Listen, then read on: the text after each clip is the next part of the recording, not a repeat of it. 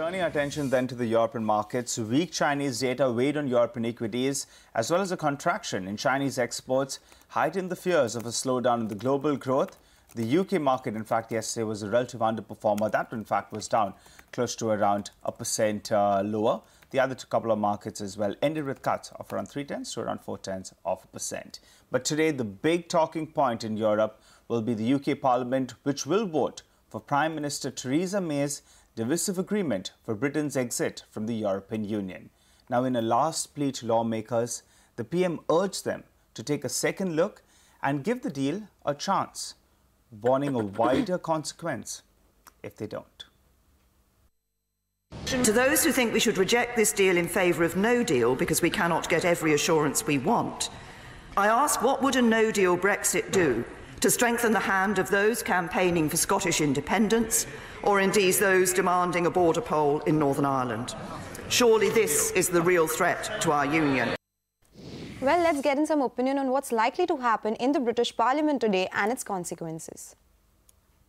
I think it is highly likely, in my opinion, that Theresa May's deal will fail in Parliament tomorrow, probably by a very significant margin. But at the same time, we have seen in recent weeks that there is, in my opinion, a pretty clear and potentially sizable parliamentary majority against a no deal. The only question is, what precisely will the deal consist of? And that is what will be explored in the coming weeks. What was missing after the referendum result was a period of nationwide consultation. So there were issues raised by the referendum: immigration, issues of sovereignty, issues about the state of manufacturing, but a wider consultation than simply a narrow parliamentary debate would have given us a sense of what could be done to solve these problems. And perhaps the options that are being discussed at the moment are too constitutional or too technical and don't actually get to the heart of the problems that people are addressing. So I think at some stage, as I've said before, there will be another referendum. I cannot say when it will be, and I would not like to predict it would be in the next few weeks. But I think at some stage you will have to resolve this issue and finally come to a conclusion about the details and not just the principle of Britain's relationship with Europe.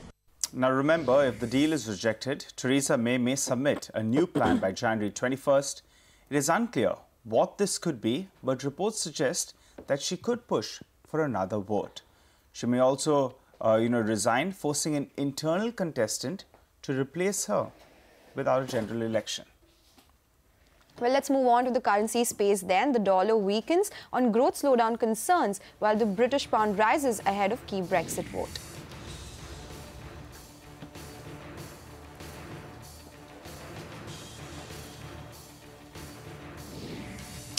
And in the world of commodities, then crude oil prices fall after China reports a slump in the import-export data.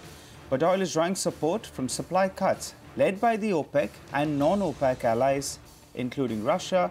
Currently, in fact, Brent crude prices almost back at around $60 per barrel. Remember, overnight they fell to around $58.50 on a per barrel basis.